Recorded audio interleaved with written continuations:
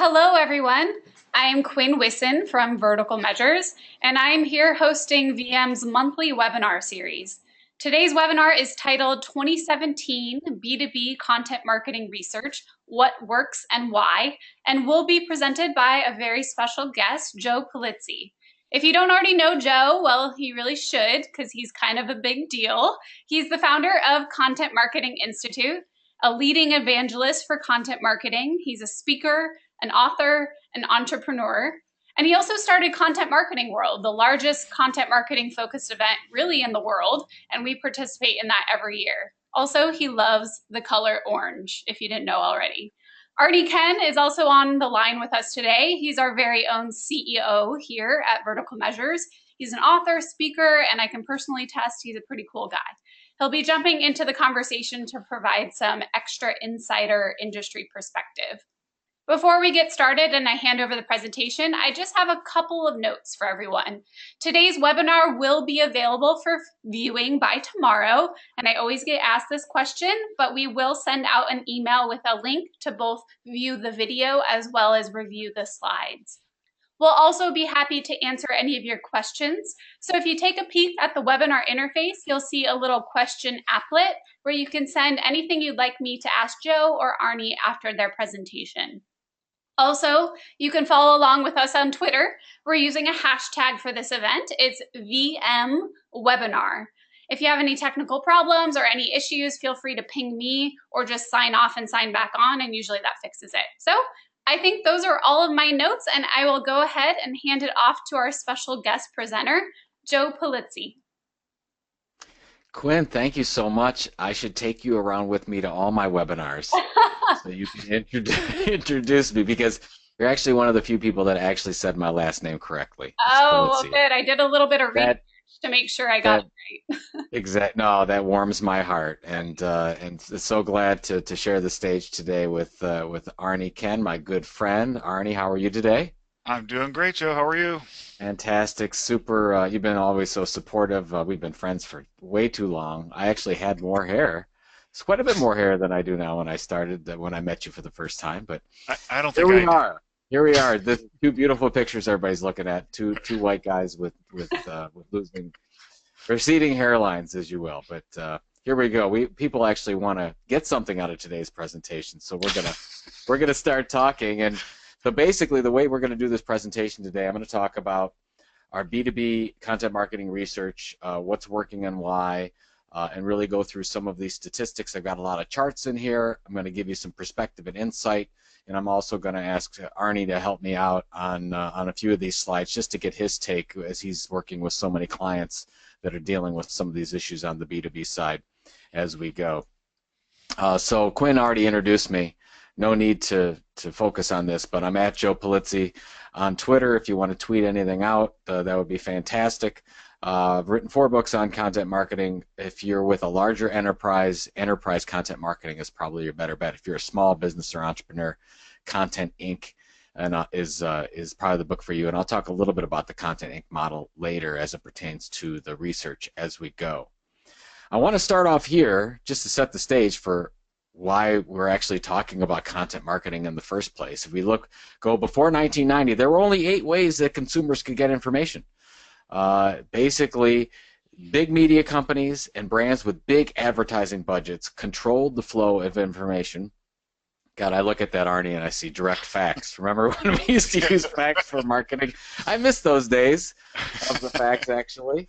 But now, as you go into 2016 and beyond, the consumers own their own journey when it comes to the information flow. They control that information. They've got a 24/7 informational device with them at all times. And what that means, and why we're talking about content marketing here, is the fact that they can ignore you. They can block your ads. They can wait until, or if ever, talk to your salespeople in the B2B process. So if we want to cut through this clutter and we want to gain their attention and form a relationship with them, we actually have to create information that's halfway decent, if not outstanding or valuable, or as Seth Godin says, remarkable. There's lots of definitions when it comes to content marketing, folks. You can sort of pick your own poison when it comes to this. What we like to look at at Content Marketing Institute is the idea of building an audience. And you build an audience that knows hopefully will know, like, and trust you, and over time you'll be able to help maintain or change their behavior and helping you become a more profitable business in some way. Now, how do we do that? We create valuable, relevant, and compelling information on a consistent basis to a targeted audience over time. And that's the idea behind content marketing, and we'll kind of unpack that a little bit later as we go through this. So as Arnie and I go through the rest of this presentation, I'm going to go through our recent research. Just came out a few weeks ago. So it's a really good time to go through this. Content Marketing Institute and Marketing Profs, we've been working on this research for 7 years. This year supported by Brightcove and Hightail to make this happen. And I'm going to go through these as we go, give you some commentary, and then we've got some insight and hopefully some good advice for you to take in your B2B business and make it really work. So I'm going to start with benchmarks, really just talk about where we're at in the industry. And what we know is that 89%, basically 9 out of 10, all B2B marketers are using some form of content marketing. Now, I do want to preface that with this is their subjective opinion and how subjectively they filled this out, because I do not believe that 9 out of 10 companies actually are doing content marketing. Arnie, I wanted to throw this to you real quick. When you get approached by somebody to do content marketing, do they just say, hey, I want to do blogs, I want to get found in search, or do they have a real good idea of what content marketing is? That's improving every year, but I would say a lot of these 89%ers don't really understand what real content marketing is. And they rarely come to us and actually dictate we want blogs or we want whatever. Normally they're coming to us to start with some advice and figure out what is this and how do we proceed? What we're doing, absolutely. And I've seen it all over the board. I think we've moved away. I would agree with you. We're a little bit more mature from just, hey, I think we should blog because our competitors are blogging. Right. I think that it's really focused on what the business goals and objectives are. But I want to kind of unpack this a little bit. Even though content marketing as a discipline is well over 100 years old, if you go back to John Deere's The Furrow magazine, Robert Rose and I on our podcast, This Old Marketing, we talk about old examples every episode, and we've found examples of B2B content marketing going back to the 1700s. So this is very, very old discipline, and it's we've seen a resurgence because of technology today. But what this shows us is that, okay, 28% are mature, sophisticated. Most of us are just getting started in this. Content marketing is a new muscle for most organizations. It's just the idea of publishing, and most of us have been taught as marketers and not necessarily as publishers. So it makes sense that we're just sort of starting out in this thing. And to prove that point, here's what we find. 37% of B2B marketers have some kind of a content marketing strategy, and it's documented, and it's written down, and they share it with their team. 41%, they have one, but they don't have it written down, they don't have it documented, and then I don't know what the rest of these people are doing. But basically what we've got is 4 out of 10 have a documented content marketing strategy. What we know is that if you document your strategy, you review it on an ongoing basis, you advise it and adapt it based on the information and data you get, and if you share it with your team, you're way, way more likely to be successful in your content marketing approach. I'll share this because at the end of this presentation we'll talk about what is a successful content marketer, what do they look like as the research tells us. If you are somebody that has a verbal strategy, has something in your head, you've got to get that down on paper. What the research tells us is if we don't put it down on paper, we don't make it real, it's not going to work for your organization. This is a little bit scary. How many B2B marketers have clarity if they even understand what content marketing success looks like? So again, 4 out of 10, probably the same ones that do a strategy, right? 4 out of 10. The rest of us, yeah, the rest of us. I mean, Arnie, kind of to get you in here, we'll talk about this in a second. But how are they looking at success before you get to them? Are they looking at it in website traffic? Do they not know and they're looking for your guidance on what success means? I think you'd be surprised at how many don't know, which I guess actually this chart says that maybe it isn't such a surprise. But I would say most of the people who are talking to us are interested primarily in traffic and leads. Haven't quite gotten all the way to the point of tracking it back to revenue increases with many of the organizations, but I think they're at least looking for traffic and leads. they have an idea of what it can do for them. Actually, we have got some statistics specifically on that, so I want to get your take when we get to that point. This is important, and those of you, Arnie remembers because I talked about this at Content Marketing World in September. This was my whole keynote was regarding commitment level. This was a new question we asked as part of the research this year, and what we found was that those that are extremely committed, fully committed to the approach of content marketing, whether you're a small B2B or a large B2B company, are the most successful, and it's not even close. So this is what I believe about commitment. Like, so those of you on the call that are in a relationship, you'll know there's only commitment and then there's nothing. You're either committed or you're not committed. So those people that are answering very committed or somewhat committed, you're not committed, folks. It's a yes or no question, which is why I think this question cracks me up the most. It's yes or no. You either fully commit to it or you don't. So that's why I'm going to challenge you a little bit on this webinar and say that if you're doing content marketing and you're sort of what I call a dabbler at content marketing, which is the majority of B2B marketers out there, you need to make a decision. If you commit to it, you're much more likely to do the things to set the approach in your organization that's going to be successful. And if you're not, other things are going to get in the way. You're not going to get that blog post out. You're not going to finish that strategy. You're not going to meet with your team on a regular basis. You're not going to do the things that's going to help you be successful. And so this is what we see is most of us in B2B organizations are a small 1 or 2 person team that serves the organization. The more mature have a centralized, what we call a content marketing center of excellence. We see a lot of big B2B companies that are actually looking at building their own internal content studios. Those are very mature. If you're a 1 or 2 person group, I mean, when I used to work in publishing, 17 years ago, and we used to call on publications groups within B2B companies, the publications division was usually, I'd go in, we'd walk down the hall, we'd go down the stairs, and they would be situated next to the boiler. That's how important publications divisions were in B2B companies. What's great now is that content marketing is central to everything we're doing, even advertising and PR. Our messaging is really important. So content marketing is elevated in its role in the organization than just being it was pretty much a loyalty initiative years ago. I'm going to do a quick pitch, Arnie. I just want to put this out there. For those people that have executives in their organization that don't understand content marketing at all and don't get it, and you need buy-in, just show them this. It's 43 minutes. It's a documentary on content marketing called The Story of Content. Go to thestoryofcontent.com or go to Amazon Prime and you can get it. Basically, shove your senior VP of marketing or sales or chief marketing officer or CEO, depending on the size of your company, put them into a room, close the door, lock the door, and put this on play for 43 minutes. I guarantee you they will come out with at least an appreciation of what you're trying to do, and it's really important that you get buy-in for this, and we'll talk more about that in a little bit.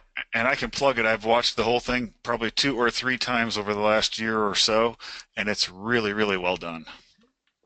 Get yourself some popcorn, a couple beers. I mean, it's you're going to enjoy yourself, folks.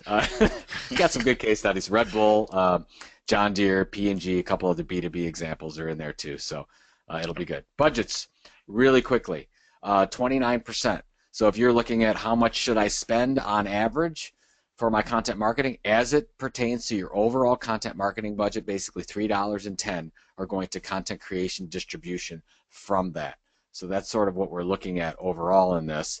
And 40%, and it's similar to the ones that are seeing success in this whole thing, are increasing their budget. Most people are remaining the same. Not a lot are decreasing it, so we're still seeing a lot of funds go into this area from an overall budgetary standpoint. So because you need more budget, because you need to hire vertical measures to help you with some of this stuff. Content creation stats. By the way, I'm going through a lot of these stats because we got a lot of perspective to go through as we get through some of these advice and tips I want to go through. So this is interesting, folks. So you just saw 40% are increasing their budget, but 70% say that they're going to increase their content creation. So they want more content. So is anyone on this call hearing, hey, you need to create more content with less? I'm so tired of that, and we're hearing that, but that's what the mandate is in a lot of organizations. Now, what I just want to say is more content is not necessarily the answer. It could be. but it might not be. We've got to make sure we have the right strategy and we're delivering consistently. But I just thought it was interesting is you're not getting more budget, but you're supposed to create more content as you go. 8, and the average number of tactics used for content creation are 8. So we've got social media content, blogs, and email on the top here. And you're going to see a theme here around email. So I'm going to go through these really quickly, and then Arnie, I want to ask your take on email and get a question out to you as we go. Distribution. So what are the top distribution channels? Email, LinkedIn, Twitter. There you go. I have no idea why Facebook is on there, Arnie, because even though it can work, it's more of a pay-to-play platform. So I think as you go into social promotion, we're going to see that in a little bit because a lot of it's not coming organically; it's coming through paid. But that's what we're seeing from distribution of content. Are you seeing that? Yeah, and maybe there was some confusion on how to answer that. Maybe they thought paid was okay, and it was a method of distributing. But certainly from B2B, that surprises me. I think we're going to have to. Yeah, that's a great point. I think we're going to have to change this question to focus on unpaid distribution, or maybe owned distribution as you go through some of this stuff.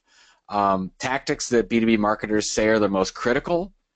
So it's interesting. We're talking a lot about video. Video is very important.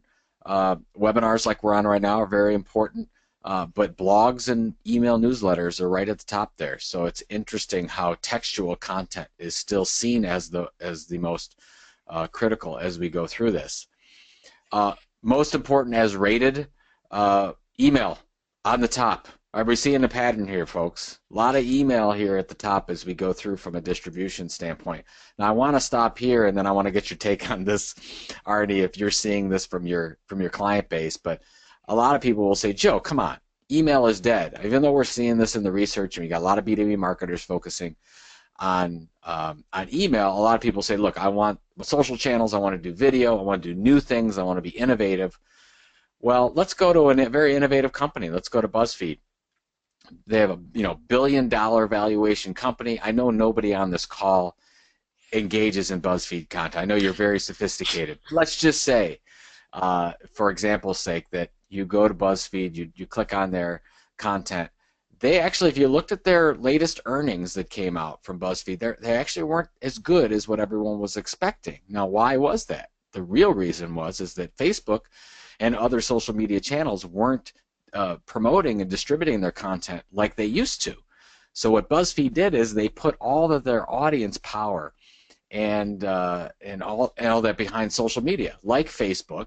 And what happened is Facebook, as we know, continually changed their algorithms, and now they're not promoting BuzzFeed content as much, like probably yours, where you might have a number of people that fan your page, like your page, but they're not seeing it organically anymore because Facebook made this amazing decision that they wanted to make money, and they were going to charge you all to reach the audience that you helped them build as you go. Nothing against Facebook, that's their prerogative to do that. So as BuzzFeed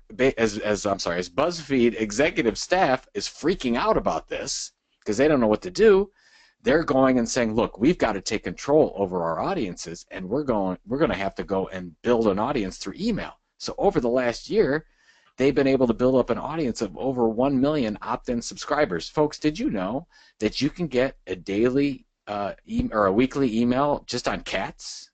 Which has to be, by the way, the greatest content on the planet. I love my cat email. I don't know about you, Arnie, but or maybe you're the dog. Yeah, maybe you're the dog a day guy. But the point is that we're seeing companies like BuzzFeed, we're seeing companies like Wall Street Journal and New York Times and Washington Post, and we're seeing large B2B marketers really focus on targeted, specific email newsletters that are attached to blog content or article content that are really starting to work. Now, it's not easy to do this, but we have to start thinking about it. This is my very sophisticated yay boo scale when it comes to subscriber hierarchy. Just to put it in perspective. Now, just so you know, everything on the left-hand side of the page are good. I mean, it's all good. I want a Facebook fan. Makes me feel good. Doesn't really do much for my business, but makes me feel good. YouTube, let's say that you are on this call and you have a YouTube channel, and you're like really excited. You have a welding video that you put up there targeting whatever audience, and they're going to download it or they're going to look at it. It's going to be great. And you think, hey, they've subscribed to your channel. The next time they go to YouTube, they're going to see your videos there. Well, not necessarily, because YouTube is in the business to sell more advertising. They're going to change their algorithms to sell the most advertising, and if you don't help them do that, they're not going to promote your stuff. So what we want to do is, of course, I'm not a social media hater. I love social media. Use it where it makes sense for your business. But ultimately, we don't have a lot of control over connections that are owned by other people. So we want to, we don't necessarily want to rent all of our audiences. We want to have more control over that. So that's why you see print and email at the top. And the research bears this out, where you're starting to see more and more B2B marketers focusing on email. Before I ask you a question, Arnie, I'm going to end with this one. If you are out there and you need to see this happen, you need to focus on this, and email is important or needs to be more important, you frankly need an amazing e-newsletter. How many of you on this call have an amazing e-newsletter, like a newsletter that absolutely your audience wants to open and helps them with their life and with their job in some way? When I ask this question to audiences that I talk to, most of the time they put their arms down. They're like, oh, we don't have an amazing e-newsletter. Our e-newsletter is terrible. Most of our e-newsletters are pretty bad. They're spam. So as you go through your morning ritual like I do, and you go into email and you start to delete out all that spam that came in the night before. Let's say you delete them all. Oh, that's spam. That's no good. I don't want that. But there's always one or two that you really love, and you really say, look, I'm going to read it now or read it later. That's what you need to be. You need to be that resource for your audience. So really think about who you're targeting, what information you're delivering them. Is it a differentiated message? And then to get that email, we need that exchange of value, right? You need that. What is that ebook, that tool, that research report? Well, they're actually going to give you the right email address and not stop spamming me at gmail.com.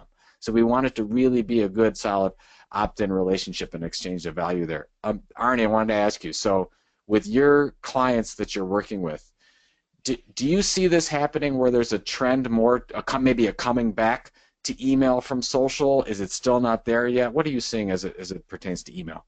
Well, I would say we are certainly pushing it. In fact, I just wrote a piece for a publication and asking about, I think, frustrations and things I hope to see change in 2017. And of the two points that I made, one of them was I'm really hoping companies embrace lead nurture. Which e-newsletter might not necessarily fall under the lead nurture. We kind of put it there, but in general, building your list and then using that to nurture your prospects along, it works phenomenally well. And there's a lot of data just behind that, but we see, like, through this whole 8-step process we have, that's probably one of the areas that most people just fall way short of. Some of them don't have any lead nurturing. They did everything you described to do, produce the ebook, have the download, and so on and so forth, and people get that ebook, and then they never hear from that company again. And I just think that's a huge mistake. Yeah, really what I like to see, and this is not rocket science, right? This is, hey, what is that ebook, that white paper, that research report, and then when they sign up for that, don't just have it be a lead or a name. What we want to do is say, look, we're gonna put it right down there. We're gonna sign you up for our e-newsletter as part of getting this ebook. Tell them what you're going to do. Obviously, be straightforward, can't spam compliant all the time. And then, that's the exchange of value. They're going to give you the email address, and you're going to give them that ebook as well as subscribe them to this hopefully truly valuable e-newsletter. Right. And I think, and if you did one or two things, this is like I put right at the top, and it's not that hard actually for B2B companies to break through, because most email newsletters out there are pretty bad. You can actually rise to the top and cut through the clutter if we do this well. So, right. Like I said, and actually, not to get too hung up right here. Maybe you want to spend some time here, but I'm even specifically talking about like our own example as an agency. We do SEO, pay-per-click, and content. So maybe we've offered a free guide on how to do Facebook advertising. And I'm talking about when someone downloads that, you might also have a little thing that notices that or tells them we're going to follow up, but specifically on Facebook advertising. Not just subscribing them to the newsletter we send every month, but literally saying here, we'll have a series of 5, 6, 7 emails all centered on specifically what you were interested in that are following up with you. That's brilliant. Absolutely. I mean, then the more targeted you could. I mean, I think that a lot of B2B companies, they're targeting more than one audience with their email newsletter too. Absolutely. So the more the more personalized and targeted you can be, the better it's going to be, the more valuable, so that it actually can be amazing. So a couple more stats as we go through these. Content promotion. So how are we creating content so people actually see it and engage in it and get that out there? And social promotion, unbelievable. And this is before we were talking about it. Facebook, LinkedIn, Twitter. We're using paid social promotion, and then there you see search engine marketing and pay-per-click right there at number 2, the top 2. So that's super interesting as they see that. Average number is 3. And then when we look at how effective, the most effective, and I love this because I actually had a conversation, Arnie, the other day with somebody that said, look, if you're using search engine marketing, you're doing it all around your product or service. And I said, that's not what we're seeing. Right. We're seeing a lot of people actually promote it depending on where they're at in the, let's say, the top of the funnel, and they're looking at what kind of products, or not a product or service level search, but it actually at the ideas behind the problems, and that's where we focus our content, whether it's a white paper, a tool, an ebook, and we promote that from a PPC standpoint and make it work. And then you've got social promotion, and I know you guys do that. Yep. But are you seeing? Does this make sense to you? Where like number 1 is search engine marketing and number 2 is social promotion? We've actually made the same move for our own company. We're spending more on search engine marketing to make people aware of our content than we ever have, and we're actually testing it right now through the end of this year to figure out how we might adjust our budget going into next year. But it's now the number 1 thing we're spending money on. So this is so we let's bring this back to budget for a second, because this is really important, because people say, okay, Joe, well, how much should I spend when it comes to content creation versus content promotion and actually paying to get that out there? Now, if we go back, oh God, I've been in this industry too long. Go back 10 years, go back 8 to 10 years. You were probably talking about something like $4 of every $4, 80% spent on content creation, 20% on distribution in general. Now you've seen that flip-flopped. Right now we're seeing a lot of really smart companies are saying, look, we're going to spend 20% on creation and 80% of the budget spent on promotion. They're creating less content, but in some ways, but really high quality, much better content, and then they're giving that content legs on a consistent basis. So yep. Something to think about. The 200 word, as we, when you and I started, when we were talking about organic search, and we could do the 250 word posts, and we could get away with that. We can't do that anymore, right? Yep. You can't. It's got to be really good, really quality stuff, and let's make that quality stuff, but then put some money behind that so it's found. So that's what we're seeing there. And then results, of course. We're like, why are we doing all this? And what are the goals? And what are we trying to get out of this? So you'd mentioned this before, Arnie. Organizational goals for B2B content marketing. Right at the top, lead gen. Yep. Brand awareness, my least favorite, but it's up there. I totally get it. And then engagement. So engagement and lead nurturing, part of that. So to your point, kudos about the lead nurturing programs. We're seeing a lot of content created at that standpoint. And then we've got, okay, direct sales. But I do want to mention this one here at the. Oh, I'll mention this in a second. I got another take on subscription at the bottom. But let's look at the buyer's journey. So the people that fill out the survey could select multiple ways that they're using content marketing in the buyer's journey. Most of them are at the top of the funnel. So we're talking lead generation here. There's your 35%. So we call the messy middle, lead nurturing. And then the 44%, I don't want to focus on that because a lot of that's product-oriented content. 22%. It's so odd. Content marketing started is a customer loyalty retention initiative, and that's the least percentage that we have right now in usage. So just something to think about. If you're not sophisticated in this area and you're looking to get a start, sometimes it's easiest to start with people that know you. So you actually start a content marketing initiative targeted to your current customers is maybe the best way to go, and then you can evolve that into try to attract prospects as you go. Which metrics? So here you go.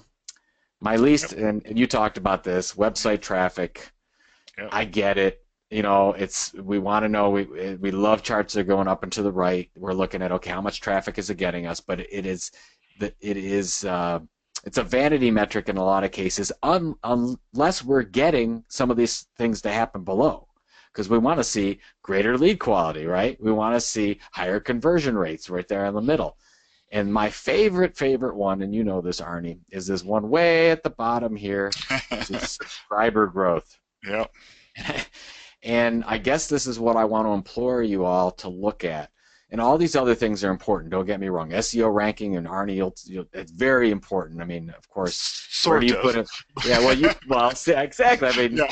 if you're focused on it, and you want SEO ranking, obviously there's another step in there. We want to get a sale, we want to get a conversion, we want to do something. And if you're on page 2, that's where they hide dead bodies. And you've said that before, right? So subscriber is building an audience is critical here. If we build an audience and we can build a relationship with them ongoing, that they opt into something that we're going to deliver to them on an ongoing basis, this is truly, truly important. And here's the question that I really want you to think about, maybe the most important one that I have, and this is how we measure these, and this is how the companies we work with mostly Fortune 2000 companies. This is what we're trying to get them to evolve to, and it's not a hard thing to think about, but it's a hard thing to do because we're not used to it. We get an opt-in subscriber audience, let's say through an email newsletter, and then we can absolutely track who reads that, how they read, what are they doing, and we want to take that, and we can easily then, or more easily than not with the technology available today, match that up against our CRM system, our customer database, and we can start to see what's different. What do those people do? Do they buy more? Do they stay longer? Do they talk more positively about our company? What do they do? And that's what we're looking at, the behavior change. This is why we do content marketing, because we get somebody to engage in our content. The belief is if we do this in the right way and they engage in our content ongoing, consistently over time, that they're going to be a better customer because their behavior changes. And I guess back to you, Arnie, is I think a lot of people that we meet with come in at higher level goals, which are website traffic, and they want more shares, and they want to create whatever their idea of engagement is, and we're trying to get them to focus on, hey, unless we're seeing a behavior change, getting a conversion of some kind, nurturing that conversion, getting them to move to sale, or if it's a customer, how do we get that customer to do more profitable activities? That's what we're after. So, I mean, I know you're talking about that, but how much of an educational process is that for you? It's a pretty big educational process, but I will, going back to your previous slide, I do think that the reason, or I'm going to guess, at the reason website traffic is always so high, and that's what, when people approach us, that's one of the things they talk about, is because most people can actually measure that. That's right. And so that's that's one of their first goals. And besides, they like I feel like if you want the sales leads and if you want time on site and all that, it all starts with they have to actually show up at your website. So website traffic, like I said, it's easy and it's all kind of starts from there. But I've been doing this for a long time as well, and there's a saying that's been around for maybe decades, and it's the money's in the list. And sometimes it means different things, but ultimately what that really means is if you really want to grow your business, grow your revenue base, you've got to have the subscribers. You have to have people that have engaged with you and have been willing to exchange at least their name and their email for something of value that you gave them. And now, like you said several slides back, you own that, and now you can nurture and have them on your newsletter, and really that is the key to growth. Well, you bring up a great point. Think about it this way. How do you, besides earnings, how do you value a media company? Let's say a New York Times. Obviously, they're a value. You can value them. You can value the New York Times at about $2 billion because that's their market cap. But if you were saying, let's go into and look at the asset of content, how do we value that? And a lot of people will, because we've gotten to this content factory mode where we say, oh, well, how many pieces of content do we have? How many ebooks? How many white papers? When you're valuing your content marketing, none of that matters. Like nobody says, oh, well, the New York Times last year, they did 50,000 pieces of content, so they're worth X. No. You know what's valuable? They're subscribers. Yep. The subscribers are what makes that valuable because they're like, okay, how many subscribers does the New York Times have? And then how much revenue do we generate per subscriber? That is the media metric, folks, and this is what you're going to have to start doing and figure out, oh, I have a subscriber, and that subscriber is worth $10, $50, $100. Obviously, we pay for leads. A lot of you pay for leads to get those in, and you value those. But when we get a subscriber, do we then value that out? So those are just something to think about. Absolutely. It's a great point as you do that.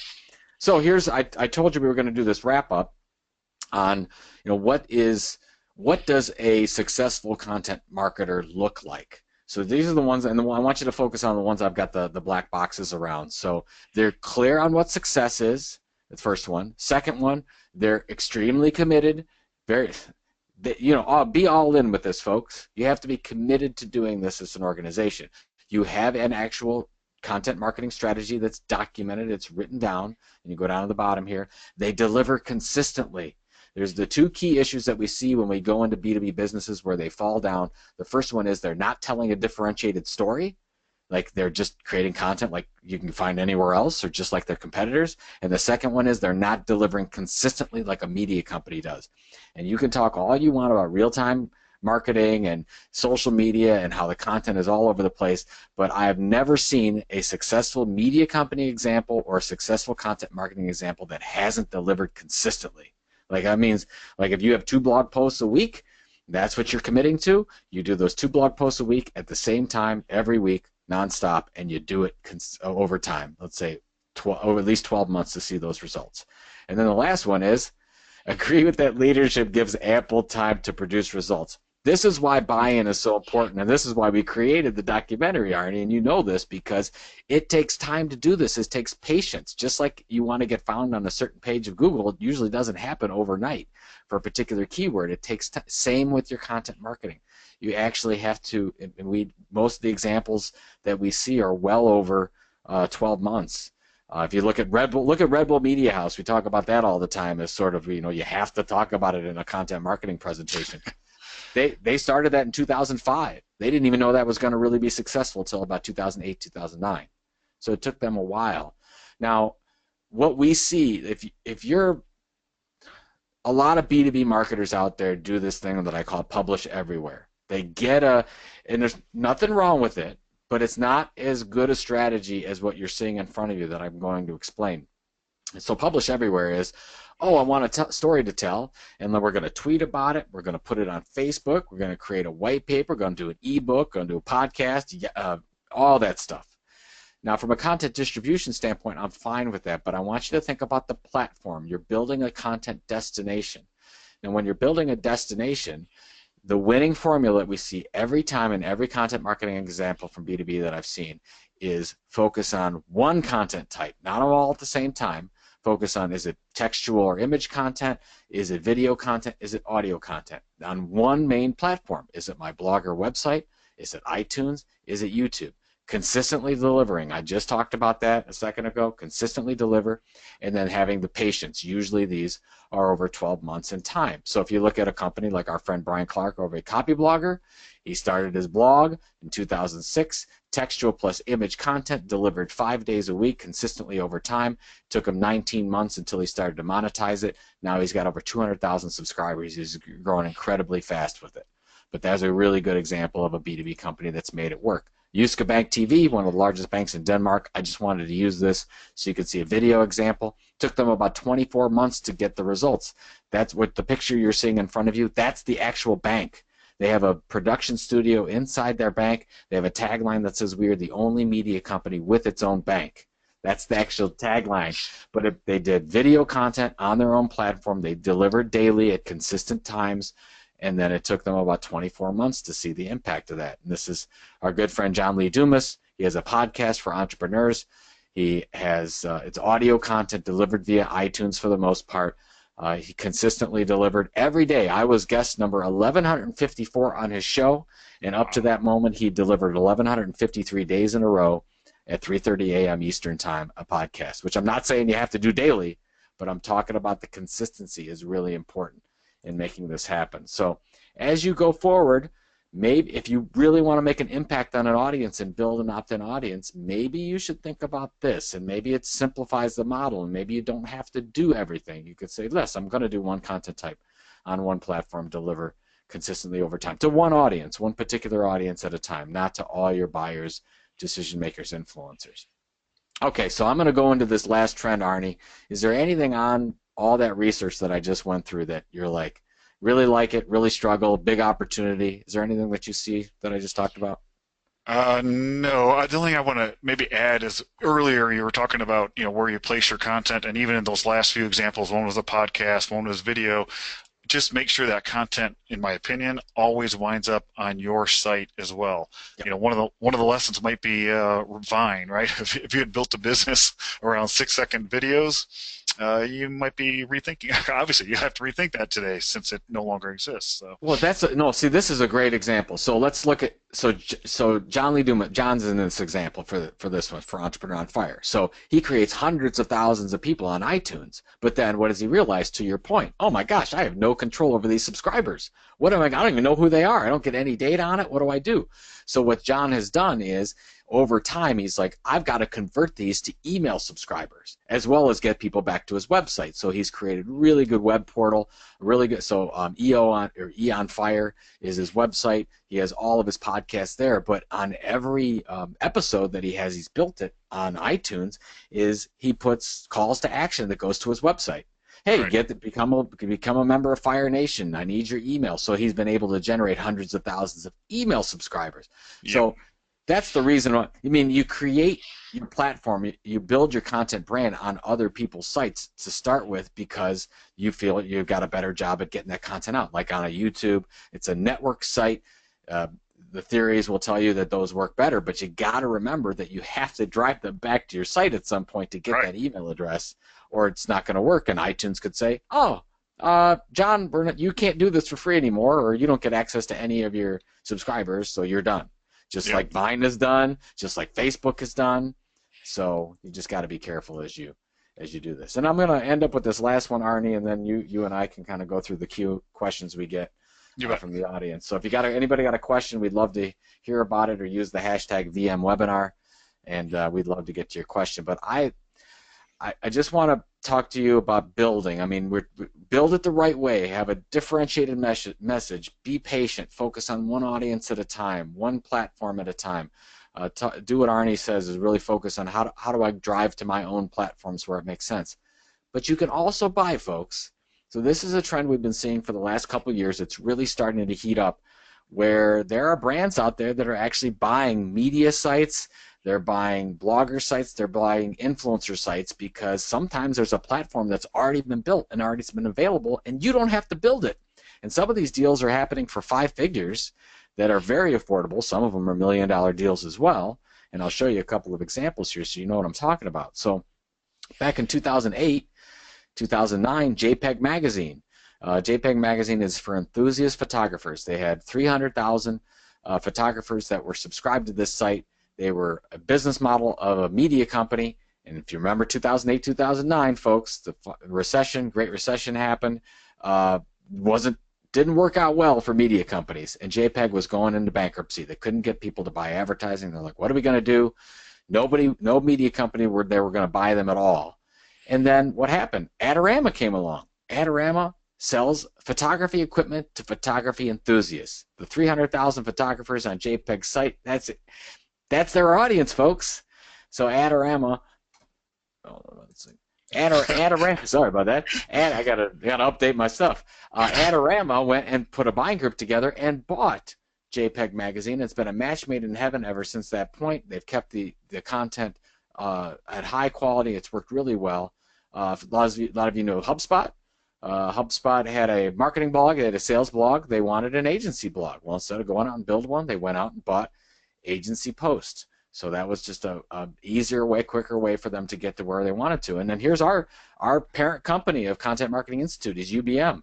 And UBM sold their own electronics media portfolio and assets, a bunch of websites, advertising-based websites that had a lot of audience, to Arrow Electronics. Arrow Electronics is a Fortune 250 B2B manufacturer. And I love this example. They'll be talking about their story at Intelligent Content Conference in March that we're putting on. It's fantastic, where they're building a media portfolio through some creation, and they're building some of it in other cases. They're actually going out and buying. And it is just phenomenal as you're seeing these content studios and content portfolios grow in these B2B companies. So as we get into the Q&A here, I'll leave you with this. So all the research tells us for 2017 what you need to do. Look, folks, you need to create value before you extract that value. You can't get the name. Go ahead, call them immediately 1,000 times. You can't give it to sales before it's actually a lead. It's just a name. You have to create enough value for your audience, nurture that audience over time, and then once you do that and they know, like, and trust you, then you can start to extract that value. And so you can show actually profitability for your business. So I think we are to question and answer time, my friend. So if we want to get to, how are we running questions, Arnie? Is Quinn coming back? I don't know, but Quinn is on the line, so she'll take over. Okay, fantastic. Thank God somebody knows what they're doing. So if anyone has questions, feel free to send them along or tweet with VM Webinar. So Joe and Arnie, I've got a question kind of going back to the beginning of the presentation, talking about documenting your content marketing strategy. And I know this has been something that was in last year's report, and again, even more of an emphasis in this report. So we have a question from Alex on that. He asks, if you're trying to document your content marketing strategy, what kind of questions do you need to answer? That is a fantastic question, Quinn, and I'm going to answer it quickly because there are literally like 75 questions that you really need to focus on, and it's way too much. We've got two. If you do two things for me. First of all, if you type in documenting your content marketing strategy into Google, you'll see our blog post that's linked to an ebook. You can get right to there. Don't you like that, Arnie? You get right to the, that's how you search, folks. There you go. You get right to the documented strategy, and then the another one for Alex is type in content marketing framework. Content marketing framework. Robert Rose, our chief strategy advisor, just came out with his new framework. And we're going across the country actually teaching this methodology right now. So you will go through and you'll see the different parts and different questions you need to ask for your audience and the story you want to tell and how you're going to measure each one of those. So if you go to Content Marketing Framework in Google, it'll come right up. It's an ebook. It's free to everybody. Go ahead, download it, use it, share it, and I think you'll find all your answers there. Great, thank you. And I just noticed we have a question from Joe, and I know Joe, so thanks, Joe, for coming. He asked a good question. Do you have any data or ask any questions in this survey about ROI that companies are seeing from content marketing? Did you get any data on that with the research? We asked them if they're, I mean, a lot of it was just around not specifically what they're getting, like are you seeing how much, but basically what we're seeing is about 25 to 30% are seeing enough return where they can say that they're successful, which sort of hurts a little bit because I mean 70% are not, and that's where we're still at that adolescence. That's why we talked about in, hey, you got to document your strategy, you've got to get your people, processes, and technology in place in order for this to make it happen. But what we do know, and this is really from the qualitative standpoint, there's only two things that your chief marketing officer or your CEO care about when you're going and measuring these things. One is revenue, and the second one are costs. So ultimately, whatever you do, it has to come back to that. Are you driving sales, or are you saving costs? Or the third one is, are you creating happier customers, which basically means they're either staying longer, which is money, or are they buying more, upsell, cross-sell? That's it, folks. So everything you get to, and that's why we talk about the importance of a subscriber, because we want to show that's the behavior change in that subscriber over time, and are they buying more, or are you maybe content marketing, you're doing a content marketing approach that actually saves you money compared to other things that you're trying to do. I'm all in favor of the revenue side is the number one that I'm looking at, but some people actually do because they're saving money on, let's say, research and development costs, insights like Kraft Food and Family. They launch a lot of their new products based on the insights that they get from their food and family site. So there's lots of things and reasons why you can do that. So Arnie, I don't know if you want to add anything to that. Well, no, I mean, revenue, everybody at this company has heard me say many times, the top line fixes everything. So, the emphasis is always on measuring revenue and tying it back to an ROI. The only thing I would add is I know that and you wrote a great article on this a while back, and we teach this in our workshops and our presentations, but it's easy to start to get discouraged. And I think the whole industry, as I think you're pointing out, this, in 2016 might be getting a little discouraged because this is effort. This takes real work. This is a real investment.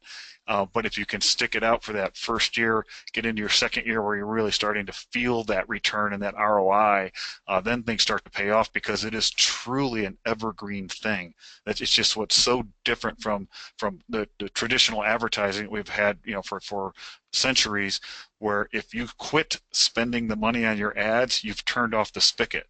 But with content, it's theoretically there forever, and it just keeps delivering for you. And that's the point I'm hoping organizations start to really get to in the next year and maybe 2018 as well, is where they start to really recognize that and feel that, and you'll see more success stories.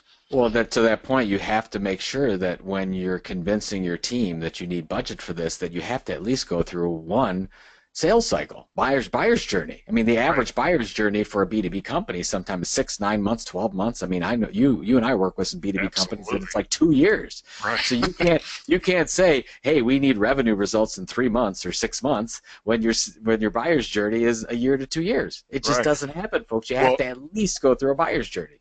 Yeah, and I'm sure Quinn wants to cut me off here, so she can get to some other questions. But I will say, we've looked at some large, like, enterprise clients that customers have become clients of ours, and we'll go back into our system and start to and follow their path and realize that people from that company, multiple people from let's just Fortune 500 company, have been on our site, visiting web pages, maybe even downloading materials for over a year. Yep. Before they actually were willing to talk to us, and engage with us about a project. So it can take a while. It absolutely does. That's why. I mean, it really took us 3 solid years of working on our subscription database, and now we know that our best customers and the ones that spend the most to go to Content Marketing World and they get our online training, they're subscribed to at least 3 things that we do. They're subscribed to our email newsletter. They're subscribed to Chief Content Officer Magazine. They maybe listen to the podcast. That's our best customer, and I think that's where you have to think is, hey, if we are touching our customer with this amazing content on a regular basis, they're going to behave differently, and it takes time to get that data, to your point. Yep. And I will say, I know I've got a couple questions about more data, more research on this, and you can actually go to contentmarketinginstitute.com/research, and you'll find the full deck of the study that was done for both B2B and B2C for 2017. So I highly recommend doing that. I know I bookmark this every year, and I refer to it almost on a weekly basis with putting together presentations and workshops. So I highly recommend going to contentmarketinginstitute.com/research. So I'll take Thank you, Quinn. a couple more short questions. I know we've talked about kind of enterprise level clients, businesses with large teams or even small teams. So how about with a $0 budget in a very small company? What is the best process for using email? How often should they be sending email? How many should be informational versus inventory sales type mailings? Can you speak to anything in terms of low budget or no budget and how that works with email? No budget. If you have no budget at all, I would start looking for a new job. I'm sorry. I'm sort of kidding. Yeah, sort of kidding. I'm sort of kidding. You have to have to get the return on the investment. You have to invest for the return. So let's just put it that way. If you don't invest anything, you're not going to get much. But let's just say not no budget. Let's say minimal budget. Yeah, I don't have a lot to work LOL with. at that. So. Yeah, so basically, if you don't have, so I would probably say you're probably looking at textual plus image content. It's not hard to obviously get some kind of a content management system up and running, blog type format, and you're going to deliver consistently in that article format. So let's just say that the minimum would be once a week or once a month would be I think the sheer minimum you would get. But let's just say you do once a week or once every other week. I would like to see some consistently, probably about once a week. So then all your calls to action around that should be around signing up for some kind of email, right? So there's an ebook, there's a white paper, there's some tentpole piece of content that they would then subscribe to. Great. Now you're building the email subscription database.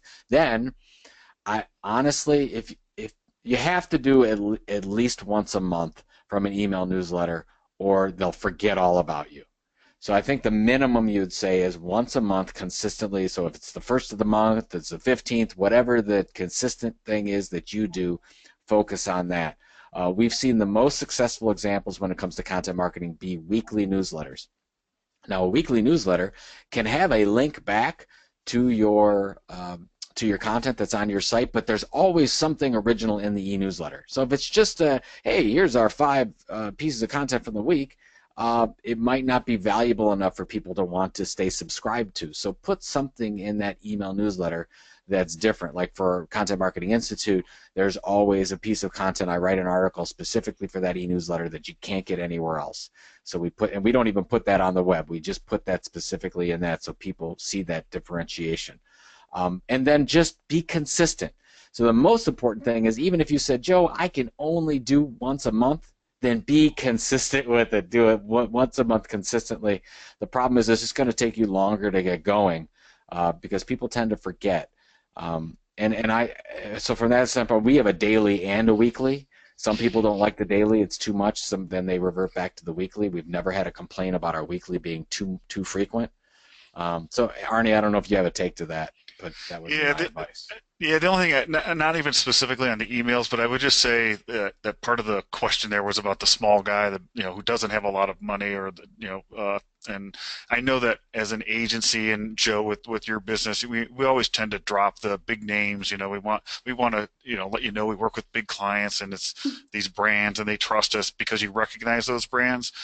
But that's probably 10% of our clients. We have a lot of clients that nobody on this webinar probably would ever recognize their name, and some of them are our best performers. They're all in, meaning from the top down. The executive team is they understand what content marketing is. They're building a culture of content marketing within the organization. They know what their goals are. If they're working with us, hopefully they have a written strategy. And again, there'd be names you don't even know. Most of you would not ever recognize, and they're hitting it out of the park. But they're putting maybe they have some money behind it, but not the hundred thousands of dollars or the millions of dollars that Coca-Cola or Home Depot or whoever might be able to put into content marketing.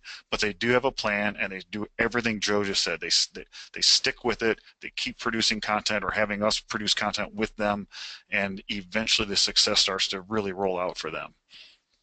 Absolutely, yeah. And in my personal example, I mean, we had a very small budget for our first 3 years, and basically I was the content department. I created, same here.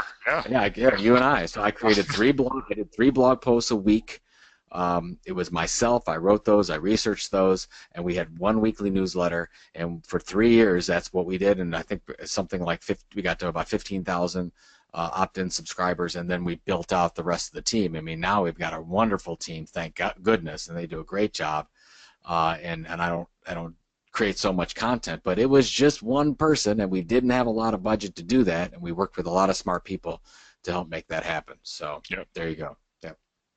Awesome. I think we only have a couple minutes, so I wanted to ask my own question. If both of you, I know this week's been, or the past 18 months have been contentious, so do you have any inspirational advice or kind of big ideas, not in like a Zen Buddhist way or anything like that, like for content marketing? What's coming up for content marketing in the next year that you think we should all really pay attention to, or just remind ourselves of as we're getting close to the new year? All right, Arnie, you go first. I'm going first. Oh boy. New in it. I really think 2017 is, and I thought it was 2016. I think 2017 has got to be where we are educating. And Joe, you've been doing this since whatever 2008 or 9 or whatever, just educating the masses. But I think people are finally. You can actually have a conversation with a business, and they have heard of content marketing, and they think they know what it is. But I hope we can actually get them to understand what real content marketing is, and build a strategy, and not quit. I do think we're seeing companies giving up, and they're close. They're subtle things they're doing wrong. And my passion for the last 5-6 years is really teaching ideation, understanding exactly the kind of content your audience is looking for. So if you don't have a budget to go out and promote it and advertise it and find influencers and all that, but at least you can create content people are actually searching for. I'm hoping in 2017 that message finally hits the mainstream.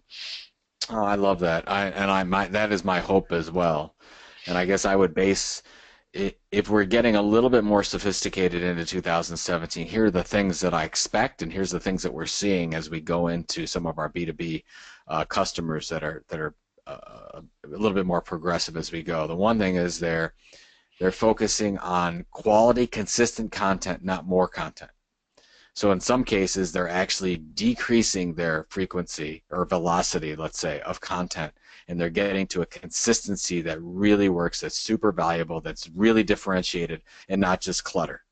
So that's the one thing that I definitely see happening, and maybe that's good news for a lot of you where you don't have to create so much content, but make sure that it is consistent and it is focused on the needs and pain points of your customer. The other thing that I see is a lot of B2B companies can now decide not to be on certain social media channels. I mean, you just talked about Vine going away, right? Not that a lot of B2B companies were on Vine, but maybe you say, look, we don't need to be on Facebook.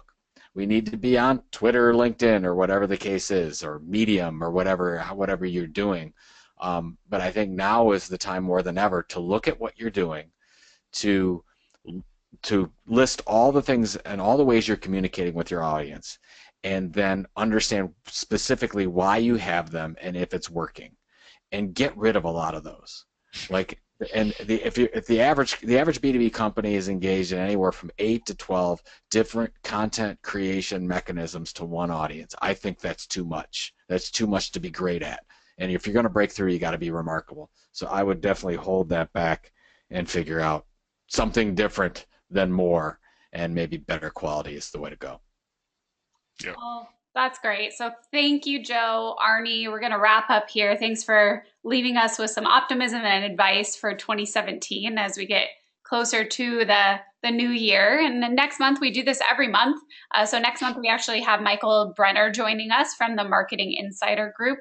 And so he'll be talking about how to map content to the buyer's journey, which I know is a topic that comes up a lot in questions in these webinars. So we decided to have a webinar on it about how to align content with different stages of the purchasing process and where your audience is. So feel free to join for that. It's at vert.ms/content buyer's journey, and you can register there. So I want to thank you, Joe. Thank you, Arnie, for being on the line with us and sharing so many great tips and advice for 2017. So thank you. Thank you, Quinn. Thank you, Arnie. That was super fun. I hope everybody enjoyed themselves. Thanks, Joe. Really appreciate your time. Yeah, so thank you. And everyone have a good day or a good night wherever you are. Thanks again.